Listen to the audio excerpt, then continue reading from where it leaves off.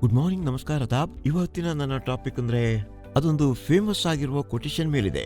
ಅದು hard time creates strong man ಅನ್ನತ್ತೆ. ನನ್ನ ಗೆಳೆಯನ ಜೊತೆ ಮಾತುಕತೆ ನಡೀತಾ ಇತ್ತು. ಕುಟುಂಬ ಮತ್ತು ಜೀವನದ ಬಗ್ಗೆ ಮಾತಾಡ್ತಿದ್ವಿ. ನಾನು ಕೇಳಿದೆ, ನಿಮ್ಮ ಮಕ್ಕಳ ಭವಿಷ್ಯವನ್ನ ಹೇಗೆ ನೋಡ್ತೀರಿ? ಅವ್ರು ನನಗೆ ಹೇಳಿದರು, ನನ್ನ ಅಜ್ಜ ಕೆಲಸಕ್ಕೆ ದಿನ 10 ಕಿಲೋಮೀಟರ್ ನಡ್ಕೊಂಡು ಹೋಗ್ತಿದ್ರು. ನನ್ನ ಅಪ್ಪ 5 ಕಿಲೋಮೀಟರ್. ನಾನು ಕ್ಯಾಡಿಲಾಕ್ ಡ್ರೈವ್ ಮಾಡ್ತೀನಿ. ನನ್ನ ಮಗ ಮರ್ಸಿಡೀಸ್ನಲ್ಲಿದ್ದಾನೆ. ನನ್ನ ಮೊಮ್ಮಗ ಫೆರಾರಿಯಲ್ಲಿರ್ತಾನೆ. ಆದರೆ ಹೇಳ್ದ, ನನ್ನ ಮರಿ ಮೊಮ್ಮಗ ಮತ್ತೆ ನಡೀತಾನೆ. ನಾನು ಅವರಲ್ಲಿ ಕೇಳಿದೆ, ಇದು ಹೀಗ್ಯಾಕೆ ಅಂತ. ಅವರಂದ್ರು, tough time create strong men. Strong men create easy time. Easy times create weak men. Weak men create tough time. ಅವ್ರು ಹೇಳಿದ ಮಾತು ಬಹಳ ಜನರಿಗೆ ಅರ್ಥ ಆಗೋದಿಲ್ಲ, ಆದರೆ ಸಂಘರ್ಷ ಪಡಬೇಕು. ನನ್ನಲ್ಲಿ ಅದನ್ನೇ ಮೂಡಿಸಿದ್ರು ಕೋಚರ್ಸ್, ಮತ್ತು ನನ್ನ ಹಾಗೆ ಅದೆಷ್ಟೋ ಮಂದಿಗಳಲ್ಲಿ ಒಬ್ಬ ವಾರಿಯರ್ನ ಸ್ಟ್ರೆಂತ್ ಮತ್ತು ಕರೇಜ್ ಅನ್ನ. Strong man creates good time, and good time creates weak man, ಮತ್ತು weak man creates hard times. ಇದು ಒಂದು ಬಹಳ ಪ್ರಸಿದ್ಧವಾದಂತಹ ಮಾತು. ಸಮಯ ಬಹಳ ಕೆಟ್ಟದಾಗಿರುವಾಗ ಕಷ್ಟಗಳು ಬರ್ತವೆ. ನಾವು ಬಹಳ ಸ್ಟ್ರಗಲ್ ಮಾಡಬೇಕಾಗತ್ತೆ, ಬಹಳ ಪರಿಶ್ರಮ ಪಡಬೇಕಾಗತ್ತೆ. ಅದರಿಂದ ಮನುಷ್ಯರು ಒಳ್ಳೆಯವರಾಗ್ತಾರೆ. ಮತ್ತೆ ಸಮಯ ಒಳ್ಳೆದಿರುವಾಗ ಸಾಮಾನ್ಯವಾಗಿ ಹೇಳ್ತೀವಿ, ಸೆಕೆಂಡ್ ಜನರೇಷನ್, ಥರ್ಡ್ ಜನರೇಷನ್ ಅಂತ ಡಿಸ್ಟ್ರಕ್ಷನ್ ಆಫ್ ವೆಲ್ತ್ ಹ್ಯಾಪನ್. ಯಾಕಂದ್ರೆ ಜನರು, ಮಕ್ಕಳು ಸ್ಟ್ರಗಲ್ ಅನ್ನೇ ನೋಡಿಲ್ಲ ಅಂದ್ರೆ ಅವ್ರು ಏನ್ ಮಾಡ್ತಾರೆ? ಅವರಿಗೆ ಹಣದ ಬೆಲೆಯೇ ತಿಳಿದಿರೋದಿಲ್ಲ, ಮತ್ತೆ ಅವರ ಪೇರೆಂಟ್ಸ್ ಹಣ ಹೇಗೆ ಸಂಪಾದಿಸಿದ್ದಾರೆ ಅಂತ ಗೊತ್ತಿಲ್ಲ. ಇದೊಂದು ಬಹಳ ಪ್ರಸಿದ್ಧವಾದಂತಹ ಮಾತು. ಈಗ ಈ ಟಾಪಿಕ್ ಮೇಲೆ ಒಂದು 2-3 ವಿಷಯಗಳ ಬಗ್ಗೆ ನಾನು ಮಾತಾಡ್ತೀನಿ. ನಂಬರ್ 1, ಈಗಿನ ಸಮಯದಲ್ಲಿ ಒಂದು ಬಹಳ ಪ್ರಸಿದ್ಧವಾದಂತಹ ಶಬ್ದಾವಳಿ ಇದೆ. ಅದರಲ್ಲಿ ವರ್ಕ್ ಲೈಫ್ ಬ್ಯಾಲೆನ್ಸ್ ಅಂತ ಹೇಳ್ತೀವಿ. ಈಗ ವರ್ಕ್ ಲೈಫ್ ಬ್ಯಾಲೆನ್ಸ್ ಅನ್ನೋದರ ಅರ್ಥ ಏನು ಅಂದ್ರೆ, ಸಮಯಕ್ಕೆ ಸರಿಯಾಗಿ ಮನೆಗೆ ಬರೋದು, 5 ಗಂಟೆ ಬಂದ್ಬಿಡೋದ, ಸಾಯಂಕಾಲ 3 ಗಂಟೆಗೆ ಬಂದ್ರೆ ಒಳ್ಳೇದೇ, ಕೆಟ್ಟದಲ್ಲ. I should spend lot of time with my family, wife, kids, with my parents. Very good. There should be weekend, Saturday and Sunday off. ಬಹಳ ಒಳ್ಳೆಯದು. ಇದು ಒಂದು ಕ್ರೈಟೀರಿಯಾ. ಆದರೆ ವರ್ಕ್ ಲೈಫ್ ಬ್ಯಾಲೆನ್ಸ್ ನಲ್ಲಿ ಈ ಔಟ್ಕಮ್ ಏನಿದೆ, ಈ ಇನ್ಕಮ್ ಏನಿದೆ, ಹಣ ಏನಿದೆ, ಅದರಲ್ಲಿ ಬಹುಶಃ 20-25 ವರ್ಷದ ಒಳಗೆ ನಿಮ್ಗೊಂದು ಕಾರ್ ಸಿಗ್ಬೋದು. You'll be able to get a home. But ಜನರು ಹಾಗೆ ಯೋಚಿಸೋದಿಲ್ಲ. ಒಂದ್ ಕಡೆ ಅವ್ರು ಏನಂತಾರಂದ್ರೆ, ವರ್ಕ್ ಲೈಫ್ ಬ್ಯಾಲೆನ್ಸ್ ನಲ್ಲಿ ಅವರಿಗೆ ಎಲ್ಲ ಕಂಫರ್ಟ್ಸ್ ಬೇಕು, ಸಮಯಕ್ಕೆ ಸರಿಯಾಗಿ ಬರಬೇಕು, ಮನೆಯಲ್ಲಿ ತುಂಬಾ ಸಮಯ ಕಳಿಬೇಕು ಅಂತ ಇರುತ್ತೆ. ಆದ್ರೆ ಇನ್ನೊಂದು ಕಡೆ ರಿಸಲ್ಟ್ ಎಲ್ಲಿ ಬರುತ್ತೋ ಅಲ್ಲಿ ಯಾವುದೇ ಬ್ಯಾಲೆನ್ಸ್ ಇರೋದಿಲ್ಲ. ಅಲ್ಲಿ ಎಕ್ಸ್ಟ್ರೀಮ್ ಸೈಡ್ ಇರುತ್ತೆ. ಎಕ್ಸ್ಟ್ರೀಮ್ ಸೈಡ್ ಏನು? ನನಗೆ ತುಂಬಾ ಇನ್ಸೆಂಟಿವ್ ಸಿಗಬೇಕು, ನನಗೆ ತುಂಬಾ ಹಣ ಸಿಗಬೇಕು, ನನಗೆ ಬಹಳ ದೊಡ್ಡ ಡೆಸಿಗ್ನೇಷನ್ ಸಿಗಬೇಕು, 3-4 ಸ್ಟೇಟ್ ಸಿಗಬೇಕು, ತಪ್ಪೇನು RMB ಆಗಬೇಕು, ZMB ಆಗಬೇಕು, ಒಳ್ಳೆ ಹೆಸರು ಬರ್ಬೇಕು ನನಗೆ, ಆದ್ರೆ ಕೆಲಸ ನನಗೆ ಬೇಕಾದಾಗೆ ಮಾಡೋದು. ಇದು ನೋಡಿ ಬಹಳವಾಗಿ ಸ್ಟುಪಿಡ್ ಕೈಂಡ್ ಆಫ್ ಥಿಂಗ್ ಆಗುತ್ತೆ. If you want extreme side, if you want to rise very fast, ನೀವು ಬಹಳ ಬೇಗನೆ ಪ್ರಗತಿ ಹೊಂದಬೇಕು ಅಂತ ಇದ್ರೆ ನೀವು ಅದಕ್ಕಾಗಿ ಏನಾದ್ರೂ ಕೊಡಬೇಕಾಗತ್ತೆ, ಬಹಳ ಪರಿಶ್ರಮ ಪಡಬೇಕಾಗತ್ತೆ, ಸಮಯ ಕೊಡಬೇಕಾಗತ್ತೆ, ಸ್ಯಾಕ್ರಿಫೈಸ್ ಮಾಡಬೇಕಾಗತ್ತೆ. ಯಾವ ವ್ಯಕ್ತಿ ಸಕ್ಸಸ್ಫುಲ್ ಆಗಿದಾನೋ, ನಿಮ್ಮ ಅಂಕಲ್, ಆಂಟಿ, ಯಾರೇ ಇರ್ಬೋದು, ಮಾತಾಡಿ ಅವ್ರ ಜೊತೆ. There was never a work-life families. ಅದೀಗ ನಡೆಯೋದು. This should go away from your mind. ನಿಮ್ಗೆ ಬಹಳಷ್ಟು ಬೇಕು ಅಂದ್ರೆ ನೀವು ಬಹಳಷ್ಟನ್ನ ಕೊಡಬೇಕಾಗತ್ತೆ. Without input there is no output. ಇರಲ್ಲ ಅದು. ನಿಮ್ಗೆ ಒಳ್ಳೆಯ ಔಟ್ಪುಟ್ ಖಂಡಿತ ಸಿಗೋದಿಲ್ಲ. ಇದನ್ನು ಅರ್ಥ ಮಾಡ್ಕೋಬೇಕು. ಆದ್ರೆ ಕೆಲವು ಕಡೆಗಳಲ್ಲಿ ನಾನು ನೋಡಿದ್ದೇನೆ, ತಮಿಳುನಾಡಿನಲ್ಲಿ ಯಾರೋ ಹೇಳ್ತಾ ಇದ್ರು, ನಾನು ಕೇಳಿದ್ದೇನೆ, ಅಲ್ಲೊಂದು ಕಂಪನಿಯನ್ನ ಪ್ರಾರಂಭಿಸಲಾಯ್ತು. ಅವ್ರು ಹೇಳ್ತಿದ್ರು, ನಿಮ್ಮ ಮೇಲೆ ಸೇಲ್ಸ್ನ ಯಾವ ಪ್ರೆಷರೂ ಇಲ್ಲ, ಸ್ಯಾಟರ್ಡೆ ಸಂಡೇ ನೀವೇನು ಕೆಲಸ ಮಾಡಬೇಕಾಗಿಲ್ಲ, ಸ್ಯಾಟರ್ಡೆ ಸಂಡೇ ರಜೆ ಇರತ್ತಂತ, ಶನಿವಾರ ಏನು ಕೆಲಸ ಮಾಡಬೇಡಿ, ಆರಾಮಾಗಿ ಮನೆಗೆ ಹೋಗಿ, ಕೆಲಸದ ಬಗ್ಗೆ ಯಾರೂ ಕೇಳೋದಿಲ್ಲ ಅಂತ. ಈಗ ನನ್ನ ಪ್ರಶ್ನೆ ಏನು ಅಂದ್ರೆ, ಈ ಕಟ್ ಥ್ರೋಟ್ ಕಾಂಪಿಟೇಷನ್ ಅಲ್ಲಿ ಸೇಲ್ಸ್ ಹೇಗಾಗಬೇಕು, ಮತ್ತೆ ಸೇಲ್ ಆಗ್ಲಿಲ್ಲ ಅಂದ್ರೆ ಕಂಪ್ನಿ ಹೇಗೆ ನಡೀಬೇಕು, ಮತ್ತೆ ಹಣ ಎಲ್ಲಿಂದ ಬರಬೇಕು? ಆನೆಸ್ಟ್ಲಿ ಹೇಳ್ತಿದ್ದೀನಿ, ಇಂತಹ ಕಂಪ್ನಿಗಳ ನೀವೆಲ್ಲ 6 ತಿಂಗಳು ಅಥವಾ 1 ವರ್ಷಕ್ಕೆ ಹೆಚ್ಚಿರೋದಿಲ್ಲ. They will evaporate in the air. ಮುಚ್ಚೋಗ್ಬಿಡ್ತಾವೆ. ಇಂತಹ ಕಂಪ್ನಿಗಳು ಯಾವತ್ತೂ ಯಾರ ಕರಿಯರ್ ಅನ್ನು ಕ್ರಿಯೇಟ್ ಮಾಡೋದಿಲ್ಲ. ಎಲ್ಲಿ ತನಕ ಪ್ರೆಷರ್ ಬೀಳೋದಿಲ್ವೋ, ಎಲ್ಲಿ ತನಕ ನೀವು ಪ್ರಯತ್ನ ಪಡೋದಿಲ್ವೋ, ನಾನು ನಿರಂತರವಾಗಿ ಇಂಪ್ರೂವ್ ಮಾಡಬೇಕು ಅಂತ ನಿಮ್ಮ ಮನಸ್ಸಿನಲ್ಲಿ ಬರೋದಿಲ್ವೋ, ಐ ಶುಡ್ ಬಿಕಮ್ ಬೆಟರ್, ಈ ಯೋಚನೆ ನಿಮ್ಮ ಮನಸ್ಸಿಗೆ ಬಾರದ ಹೊರತು ಪಾಸ್ಟಿನ ವರ್ಕಿಂಗ್ನಿಂದ, ಕಳೆದ ದಿನಗಳ ಕೆಲಸಗಳಿಂದ ಖಂಡಿತವಾಗಿಯೂ ನಾನು ನನ್ನ ಭವಿಷ್ಯದ ಸಫಲತೆಯನ್ನು ಅಳೆಯುವುದಕ್ಕೆ ಹೋಗಬಾರ್ದು. ಪ್ರಸಿದ್ಧವಾದಂತಹ ಒಂದು ಸೇಯಿಂಗ್ ಇದೆ, ಅದರಲ್ಲಂತಾರೆ ನಾನು ಇದನ್ನು ಮಾಡಿದ್ದೀನಿ, ನಾನು ಅದನ್ನು ಮಾಡಿದ್ದೀನಿ. ಜನ ಅಂತಾರೆ ಅದಕ್ಕೇನು, ನಮ್ಗೆ ಹೇಳಿ ನೀವೇನು ಮಾಡ್ತೀರಿ. ಪಾಸ್ಟ್ನಲ್ಲಿ ಮಾಡಿದ್ದನ್ನ ಮರ್ತು ಬಿಡಿ, ಮಾಡಿದ್ರ ಸರಿ ಒಳ್ಳೇದು, ಅದ್ರ ಬಗ್ಗೆ ಹೇಳ್ಬೇಡಿ. ಅದನ್ನೆಲ್ಲ ಮಾಡಿದ್ದೀನಿ ಅಂತ ನನ್ನನ್ನು ಇಂಪ್ರೆಸ್ ಮಾಡೋದಕ್ಕೆ ಪ್ರಯತ್ನಿಸಬೇಡಿ. ಈಗ ಹೇಳಿ ನೀವೇನು ಭವಿಷ್ಯದಲ್ಲಿ ಮಾಡಬೇಕು ಅಂತ ಇದ್ದೀರಿ ಅನ್ನೋದನ್ನ ತೋರಿಸಿ. ಅದನ್ನ ನಾನು ನಂಬ್ತೀನಿ. We are living in this kind of a world. ಆದರೆ ಕೆಲವು ಜನರಿಗೆ ಬೇರೆ ರೀತಿಯ ಒಂದು ನೋಷನ್ ಇರುತ್ತೆ. ಕೊಟೇಶನ್ಸ್ ಬರ್ತಾವೆ ಇಂಟರ್ನೆಟ್ನಲ್ಲಿ, ಜನರು ದೊಡ್ಡ ದೊಡ್ಡ ಲೆಕ್ಚರ್ ಕೊಡ್ತಾರೆ ಮತ್ತು ಈ ವಿಷಯಗಳಿಗೆ ಮಾರು ಹೋಗ್ತಾರೆ. ಇದು ಒಂದು ವಿಚಾರ. ಇನ್ನೊಂದು ವಿಷಯ ಏನಂದ್ರೆ, ಮ್ಯಾನ್ಕೈಂಡ್ನಲ್ಲಿ ನಾವು ಸದಾ ಪೀಪಲ್ ಸೆಂಟ್ರಿಕ್ ಕಂಪನಿ ಆಗಿದ್ದೇವೆ. ಯಾವಾಗಲೂ ಹೇಳ್ತೀವಿ ಇದನ್ನ. ನಾವು ಅನೇಕ ಜನರ ಬಗ್ಗೆ ಯೋಚನೆ ಮಾಡ್ತೀವಿ ಅಂತ ಯಾವಾಗಲೂ ನಾವು ಹೇಳ್ತಾ ಇರ್ತೀವಿ. ಜನರ ಒಂದು ಇಂಪ್ರೂವ್ಮೆಂಟ್ ಬಗ್ಗೆ ಯೋಚನೆ ಮಾಡ್ತೀವಿ, ಜನರ ಬೆನಿಫಿಟ್ಸ್ ಬಗ್ಗೆ ಯೋಚನೆ ಮಾಡ್ತೀವಿ. ನಾವು ಯಾವಾಗಲೂ ಬಯಸೋದು ಏನಂದ್ರೆ, people should grow, people should be rewarded, people should be promoted, ಮ್ಯಾನ್ಕೈಂಡಿಯನ್ ಶುಡ್ ಬಿ ಪ್ರಮೋಟೆಡ್. ಆದ್ರೆ ನಾನು ಕೇಳೋದಿಲ್ಲ, ಎಲ್ಲ ಜನರಿಗೂ ಕೂಡ ಇನ್ಸೆಂಟಿವ್ ಸಿಗುತ್ತಾ? ಎಲ್ರಿಗೂ ಸಹ ಮೆಡಲ್ ಸಿಗ್ಬೇಕಾ? ಎಲ್ರಿಗೂ ಸಹ ಎಲ್ಲ ಒಳ್ಳೆಯದೇ ಸಿಗಬೇಕಾ? ಇಲ್ಲ, ಖಂಡಿತ ಇಲ್ಲ. ಪ್ರತಿಯೊಬ್ಬ ವ್ಯಕ್ತಿಗೂ ಅವರ ಯೋಗ್ಯತಾನುಸಾರ ಸಿಗಬೇಕು. ಮ್ಯಾನ್ಕೈಂಡ್ನಲ್ಲಿ ಕೇವಲ ಬೆಸ್ಟ್ ಜನರೇ ಕೆಲಸ ಮಾಡಬೇಕು. ಇದು ನೀವೆಲ್ಲರನ್ನು ಸಂತೋಷಪಡಿಸೋದಕ್ಕಾಗತ್ತಾ? ಮಾಡೋಕ್ಕಾಗೋದಿಲ್ಲ. ನೀವು ಮಾಡಬೇಕಾಗಿಯೂ ಇಲ್ಲ. ಮ್ಯಾನ್ಕೈಂಡ್ನಲ್ಲಿ ಇರೋರೆಲ್ಲ ಸಮರ್ಥರ ಇಲ್ಲ. ನಾವು ಎಂತಹ ಜನರ ಜೊತೆಗಿದ್ದೀವಿ ಅಂದರೆ, we are people centric, we are very people centric. Only those people, those who are good, those who are doing good deeds. ಚೆನ್ನಾಗಿ ಕೆಲಸ ಮಾಡೋದಿಲ್ಲ ಅಂದ್ರೆ ನಾವು ಖಂಡಿತ ಅವರ ಅಗೇನ್ಸ್ಟ್. ಅವ್ರು ಮ್ಯಾನ್ಕೈಂಡಿಯನ್ಸ್ ಆದ್ರು, ಪಾಸ್ಟ್ನವರಾದ್ರು, ಪ್ರೆಸೆಂಟ್ ಆದ್ರು, ಹೊಸಬರಾದ್ರು, ಹಳಬರಾದ್ರು. This should be very very clear in everybody's head.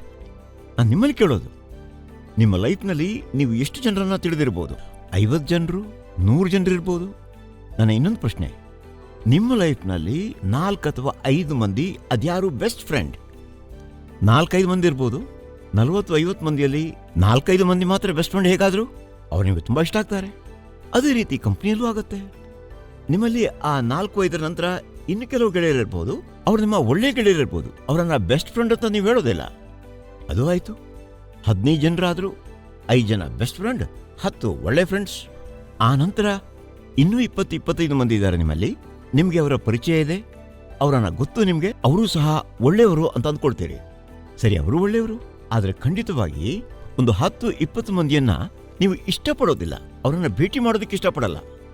ಈಗ ನೀವು ನಿಮ್ಮ ಯೂನಿವರ್ಸ್ನಲ್ಲಿ, ಲೈಫ್ನಲ್ಲಿ ಹಾಗೆ ಯೋಚನೆ ಮಾಡಿದ್ರೆ, ಮ್ಯಾನ್ಕೈಂಡ್ ಬಗ್ಗೆ ಯೋಚಿಸಿ. Mankind will always try to segregate and always tell, ಇವರು ತುಂಬಾ ಚೆನ್ನಾಗಿದ್ದಾರೆ, ಇವರು ಚೆನ್ನಾಗಿದ್ದಾರೆ, ಇವರು ಬಾಟಮ್ ಅಲ್ಲಿದ್ದಾರೆ ಅಂತ. ಈಗ ಜಸ್ಟ್ ರಿಮೆಂಬರ್, ವೆರ್ ಎವರ್ ನೀವು ನನ್ನನ್ನು ಭೇಟಿ ಮಾಡಿದಾಗ ನನ್ನ ಪೊಸಿಷನ್ ಏನು? ಯಾವಾಗಲೂ ಈ ಮೀಟಿಂಗ್ನಲ್ಲಿ ಅದೆಷ್ಟು ಮಂದಿ ಕೂತ್ಕೊಂಡಿದ್ದಾರೋ ನಿಮ್ಮನುಸಾರ ಯಾರು 5 ಟಾಪ್ ಮೆಡಿಕಲ್ ರ್ಯಾಪ್ಸ್ ಅಂತ ಕೇಳ್ತಾ ಇದ್ದೆ. ಯಾವ ಆಧಾರದ ಮೇಲೆ 5 ಬೆಸ್ಟ್ ಮೆಡಿಕಲ್ ರ್ಯಾಪ್ಸ್ ಅಂತ ಹೇಳ್ತೀರಿ ನೀವು? ಯಾಕೆ ಅವರು? ಆ ಪ್ರಶ್ನೆಗೆ ಉತ್ತರಿಸಬೇಕು. ಆಮೇಲೆ ನನ್ನ ಮುಂದಿನ ಪ್ರಶ್ನೆ ಏನಂದ್ರೆ, ಈ ಮೀಟಿಂಗ್ನಲ್ಲಿ 30 ಮಂದಿ ಏನು ಮೆಡಿಕಲ್ ರ್ಯಾಪ್ಸ್ ಕೂತ್ಕೊಂಡಿದ್ದಾರೆ, 5 ಚೆನ್ನಾಗಿದ್ದಾರೆ, ಇನ್ನುಳಿದ 25 ಮಂದಿಯಲ್ಲಿ ಬಾಟಮ್ನಲ್ಲಿ 4-5 ಮಂದಿ ಯಾರಿದ್ದಾರೆ ಅಂತ. ಅವ್ರು ಬಾಟಮ್ ಅಲ್ಲಿ ಯಾಕಿದ್ದಾರೆ ಅನ್ನೋದು ಪ್ರಶ್ನೆ. I use to ask and I use to always separately or in the meeting use to appreciate good people and use to criticise or talk to those people who are not performing well. ಇದರ ಅರ್ಥ ಏನು? We were always segregating, we were always giving more incentive to those people who are performing better. We always use to punish those people, those who are inefficient, corrupt. ಅಂಥವನ್ನೆಲ್ಲ ಯಾವತ್ತೂ ನಾವು ಸುಮ್ಮನೆ ಬಿಡಲಿಲ್ಲ. We are that sort of A people centric company. ಕೆಲವರು ಹೇಗೆ ಯೋಚನೆ ಮಾಡಿದ್ದಾರೆ ಅಂದ್ರೆ, ಎಲ್ಲವನ್ನು ಎಲ್ರಿಗೂ ಕೊಡಿ ಅಂತ. ಎಲ್ಲವನ್ನು ಎಲ್ರಿಗೂ ಕೊಡೋದಕ್ಕಾಗೋದಿಲ್ಲ. ನಾವು ಒಳ್ಳೆಯವರಿಗೆ ಬಹಳಷ್ಟು ಕೊಡ್ತೀವಿ, ಕೆಟ್ಟವರಿಗೆ ಏನೂ ಕೊಡೋದಿಲ್ಲ. That is our philosophy of people centric. ಮ್ಯಾನ್ಕೈಂಡ್ನಲ್ಲಿ ನಾವು ಯಾವಾಗಲೂ ಪೀಪಲ್ ಸೆಂಟ್ರಿಕ್ ಆಗಿರ್ತೀವಿ ಅಂತ ಹೇಳಿದಾಗ, ನೀವು ನಮ್ಮ ಮಾತುಗಳನ್ನು ನಂಬಬೇಡಿ, ನಮ್ಮ ಪಾಲಿಸಿಯನ್ನ ನೋಡಿ. ಪೀಪಲ್ ಸೆಂಟ್ರಿಕ್ ಅನ್ನೋ ಮಾತು ನಿಜ, ಆದರೆ merit based earning, merit based promotion, ಅದು ಮೂಲತಃ ಮ್ಯಾನ್ಕೈಂಡ್ನ ಥೀಮ್ ಆಗಿದೆ. ನೀವು ಯಾವುದನ್ನು ಬೇಕಾದ್ರೂ ನೋಡಿ.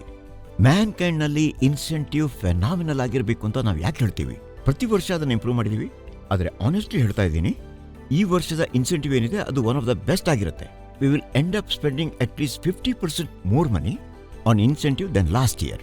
ಇದರ ಅರ್ಥ ಏನು ಅಂದ್ರೆ, ಈ ತನಕ ಅದೆಷ್ಟು ಪಾಲಿಸಿಗಳು ಬಂದಿವೆಯೋ ಈ ತನಕದ ಬೆಸ್ಟ್ ಇನ್ಸೆಂಟಿವ್ ಇದಾಗಿರುತ್ತೆ. ಒಂದರ ನಂತರ ಒಂದು ಮೈಲ್ ಇದೆ, ಸ್ವಿಟ್ಜರ್ಲ್ಯಾಂಡ್ ಟ್ರಿಪ್ ಕೂಡ ಇದೆ, ಮತ್ತೆ ಮೋಟರ್ ಬೈಕ್ ಕೂಡ ಇದೆ. You name a thing. ಪ್ರತಿಯೊಬ್ಬ ಮೆಡಿಕಲ್ ರ್ಯಾಪ್ಗೂ ಕೂಡ ಒಂದು ರೀತಿಯ ಇನ್ಸೆಂಟಿವ್ ಇದೆ. ಇದು ನಮಗೆ ತಿಳಿಸುತ್ತೆ ಯಾವ ರೀತಿ ಪೀಪಲ್ ಸೆಂಟ್ರಿಕ್ ಆಗಿದ್ದೀವಿ ಅಂತ. ಆದರೆ ಎಲ್ರಿಗೂ ಕೊಡಬೇಕು ಅಂತ ನಮಗೆ ಯಾರಾದರೂ ಹೇಳಿದ್ರೆ, ಗ್ರೋತ್ ಇಲ್ದಿದ್ರೂ ಕೊಡಬೇಕು ಅಂದ್ರೆ, ಪರ್ಫಾರ್ಮೆನ್ಸ್ ಚೆಕ್ ಮಾಡದೇ ಕೊಡಬೇಕು ಅಂತ ಹೇಳಿದ್ರೆ, ಕೆಲಸ ಮಾಡದಿದ್ರೂ ಕೊಡಬೇಕು ಅಂದ್ರೆ ಅದಾಗೋದಿಲ್ಲ. That's absolutely clear cut. ಇದರಲ್ಲಿ ನಾನು ಇನ್ನೊಂದು ವಿಷಯ ಹೇಳ್ತೀನಿ, ಜನರಿಗೆ ಒಂದು ಚಾನ್ಸ್ ಕೊಡೋದಕ್ಕೆ. ಯಾಕಂದ್ರೆ we are just changing kind of A mode. ಬಹಳ ಅದ್ಭುತವಾದ ಟ್ರಾನ್ಸ್ಫಾರ್ಮೇಶನ್ ನಡೀತಿದೆ ಮ್ಯಾನ್ಕೈಂಡ್ನಲ್ಲಿ. ಈಗ ಬಹಳ ಸಮಯ ತನಕ ನಿಮಗೆ ನೆಗೆಟಿವ್ ಗ್ರೋತ್ ಆಗ್ತಾ ಇದ್ರೆ, ಹೇಳಿದ ನಂತರ ಕೂಡ ಇಂಪ್ರೂವ್ ಆಗಿಲ್ಲ ಅಂದ್ರೆ people are use to it. ಸರಿಸುಮಾರು 150 ಮಂದಿ ಇದ್ದಾರೆ, ಅವರಿಗೆ ಕಳೆದ ವರ್ಷ ಕ್ಯಾಶ್ ಅವಾರ್ಡ್ ಸಿಕ್ಕಿಲ್ಲ. ಈ ವರ್ಷ ಮತ್ತೊಮ್ಮೆ ಲುಕ್ ಎಟ್ ಅವರ್ ಪೀಪಲ್ ಸೆಂಟ್ರಿಸಿಟಿ.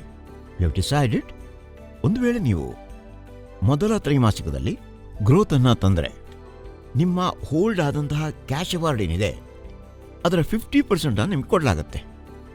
ಒಂದು ವೇಳೆ ಮೊದಲ 6 ತಿಂಗಳುಗಳಲ್ಲಿ 5%ಗಿಂತಲೂ ಹೆಚ್ಚು ಗ್ರೋತ್ ಅನ್ನು ತಂದ್ರೆ, ಬೇರೆ ಬೇರೆ ಸರ್ಕಮ್ಸ್ಟಾನ್ಸಲ್ಲಿ ಕೆಲವೆಡೆ ವೇಕೆನ್ಸೀಸ್ ಇದ್ದು ಗ್ರೋತ್ ತರೋದಕ್ಕೆ ಕಷ್ಟ ಆಗ್ತಾ ಇದ್ರೆ,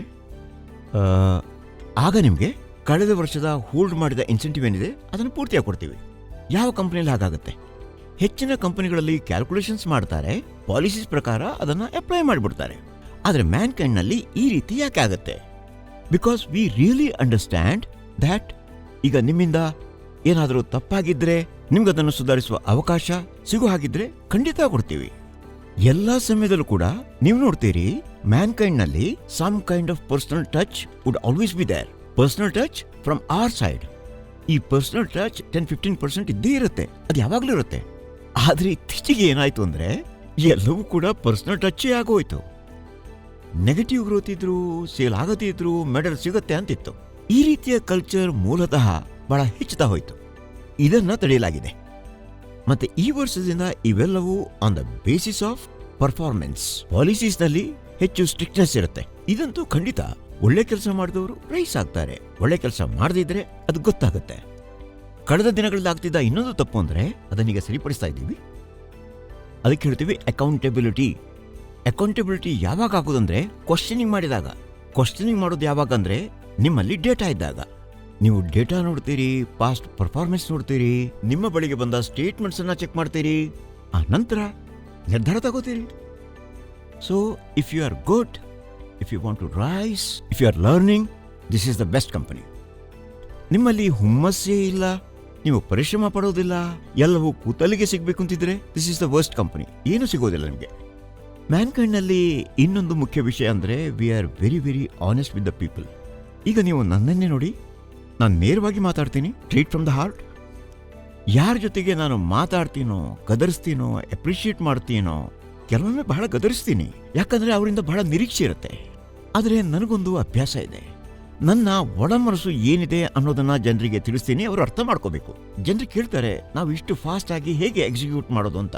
ನೋಡಿ, we don't believe in formalities.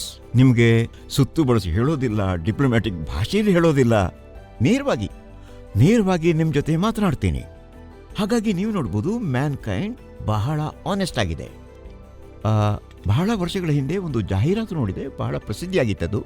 ಆ ಆಡ್ನಲ್ಲಿ ಏನಿತ್ತು, men wanted for hazardous journey, small wages, bitter cold, long months of complete darkness, constant danger, safe return doubtful, honour and recognition in event of success.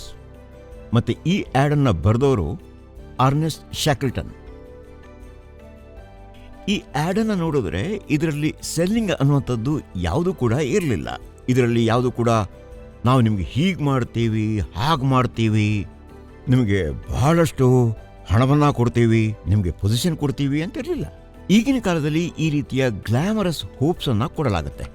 ಜನರಿಗೆ ಈ ರೀತಿಯ hopes ಇರುತ್ತೆ ಬೇರೆ ಬೇರೆ ಕಂಪನಿಗಳಲ್ಲಿ. ಮತ್ತೆ ಕೆಲವು ತಿಂಗಳ ನಂತರ ಅವರಿಗೆ ವಾಸ್ತವ ಗೊತ್ತಾಗತ್ತೆ, ಸತ್ಯ ಏನು ಅಂತ ಗೊತ್ತಾಗತ್ತೆ. ಆಗ ಜನರು ಫ್ರಸ್ಟ್ರೇಟ್ ಆಗ್ತಾರೆ. ಮ್ಯಾನ್ ಕೈಂಡ್ನಲ್ಲಿ ನಾವು ಯಾವಾಗಲೂ ನೇರವಾಗಿ ಮಾತಾಡ್ತೀವಿ. ನೀವು ಬಹಳ ಪರಿಶ್ರಮ ಪಡಬೇಕಾಗತ್ತೆ, ನೀವು ಬಹಳಷ್ಟು ಕಲಿಬೇಕಾಗತ್ತೆ, ನೀವು ಕನ್ಸಿಸ್ಟೆಂಟ್ಲಿ ಕೆಲಸ ಮಾಡಬೇಕಾಗತ್ತೆ. ಯಾಕಂದ್ರೆ ಲರ್ನಿಂಗ್ ಅಂದ್ರೆ ಅದು ಜಿಮ್ಗೆ ಹೋದಾಗಲ್ಲ, ಅದು 8 ಗಂಟೆಗಳ ವೆಯ್ಟ್ ಲಿಫ್ಟಿಂಗ್ ಮಾಡಿದ ಹಾಗಲ್ಲ. ಅಲ್ಲ, ಖಂಡಿತ ಆ ರೀತಿ ಏನೂ ಅಲ್ಲ. ನೀವು 8 ಗಂಟೆಯ ನಿರಂತರ ವೆಯ್ಟ್ ಲಿಫ್ಟಿಂಗ್ ಅನ್ನ 5 ಗಂಟೆ ಮಾಡಿದ್ರೆ ನಿಮ್ಮ ದೇಹಕ್ಕೆ ಹಾನಿಕಾರಕ ಅದು. ಲರ್ನಿಂಗ್ ಅಂದ್ರೆ ನೀವು ಜಿಮ್ಮಿಗೆ ಪ್ರತಿದಿನವೂ 360 ದಿನವೂ ಹೋಗೋದು ನಿರಂತರವಾಗಿ, ಪ್ರತಿ ವರ್ಷ ಹಲವು ವರ್ಷಗಳ ಕಾಲ, ಮತ್ತೆ ಏನಾದರೂ ಅಭಿವೃದ್ಧಿಯನ್ನು ತೋರಿಸೋದು. 0.1% ಇಂಪ್ರೂವ್ಮೆಂಟ್ ಪ್ರತಿ ದಿನ ಅಥವಾ ಪ್ರತಿ ವಾರ. ಆದರೆ ಅದಕ್ಕೆ ನೀವು ಮಲ್ಟಿಪ್ಲೈ ಮಾಡಿದ್ರೆ ಎಷ್ಟಾಗುತ್ತೆ ನೋಡಿ ಇಂಪ್ರೂವ್ಮೆಂಟ್. ಇದು ಮ್ಯಾನ್ ಕೈಂಡ್ನ ನೀತಿ. ಇಲ್ಲಿ everything is on the face. ಈಗ ಈ ನೋಟ್ನೊಂದಿಗೆ ನಾನು ನಿಮಗೆ ಇನ್ನೊಂದು ವಿಷಯ ಹೇಳಬೇಕು. ಸ್ಟೋರಿ ಅದು 2ನೇ ವಿಶ್ವಯುದ್ಧಕ್ಕಿಂತ ಮೊದಲು ಜರ್ಮನಿ ಬಹಳವಾಗಿ ಕೆಲಸ ಮಾಡ್ತಿತ್ತು. ವಾರಕ್ಕೆ 6 ದಿನಕ್ಕಿಂತಲೂ ಹೆಚ್ಚು ಕೆಲಸ ಮಾಡ್ತಿತ್ತು. ಅದು ಯುದ್ಧಕ್ಕೆ ಸಿದ್ಧತೆ ನಡೆಸಿತ್ತು. ಇನ್ನೊಂದು ಕಡೆ ಫ್ರಾನ್ಸ್ನಲ್ಲಿ ವಾರಕ್ಕೆ 5 ದಿನ ಕೆಲಸ. ಮತ್ತೆ ಅವರು ಯೋಚನೆ ಮಾಡ್ತಿದ್ರು, ಈಗ ಫ್ರೈಡೇ ಕೂಡ ರಜೆ ಮಾಡೋಣ ಅಂತ. ಏನಾಯ್ತು ಗೊತ್ತಾ?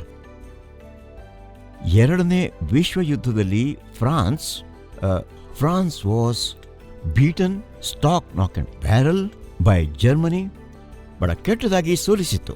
ಯಾಕಂದ್ರೆ ಅವರು ಓವರ್ ಪ್ಯಾಂಪರ್ಡ್ ಆದರು. ಹಾಗಾಗಿ ಜೀವನದಲ್ಲಿ ಯಾವುದನ್ನು ಕೂಡ ಗ್ರಾಂಟೆಡ್ ಆಗಿ ತಗೋಬಾರ್ದು. With this I wish you all the best. Have a great year ahead. All the best. Bye bye. See you.